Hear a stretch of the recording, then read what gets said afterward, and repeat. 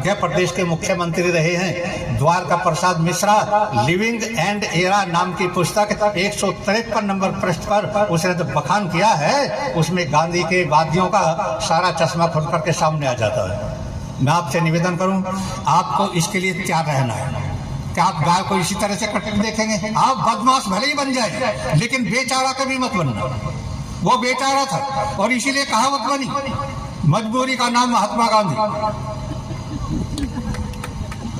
मैंने उनको एक चिट्ठी लिख करके दे दी है और कांग्रेस के हेड ऑफिस में चिट्ठी भेज दी है मैंने, और ये सारी पुस्तकें भेज दी हैं। और चिट्ठी में मैंने साफ लिखा है, मेरी लिखी हुई पुस्तकों में अगर कोई भी बात झूठ हो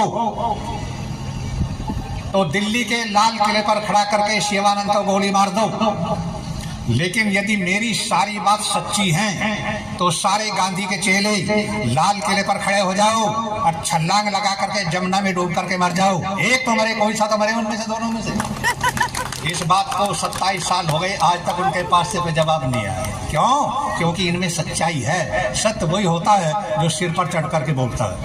यहाँ आर्य समाजी बंधु बैठे होंगे, आर्य समाजियों ने मुझसे संपर्क किया था पहले।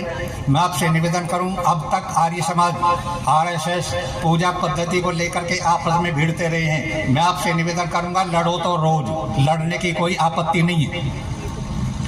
अगर पौराणिक और आर्य समाजी आपस में लड़ते रहेंगे तो उसका नुकसान कुछ नहीं है। क्यों? क्योंकि लड़ने का अभ्यास बना रहेगा। और दूसरी बात यह है कि ज्ञानी से ज्ञानी लड़े तो ज्ञान सवाया हो, लेकिन हमें ऐसे नहीं लड़ना, हमें कैंची की तरह से लड़ना है। आप कैंची जानते हो ना?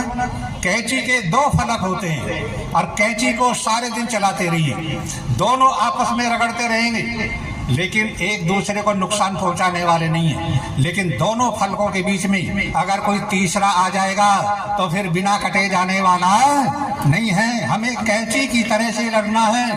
मैं लोगों से कहता हूं, मैं पूरी भारत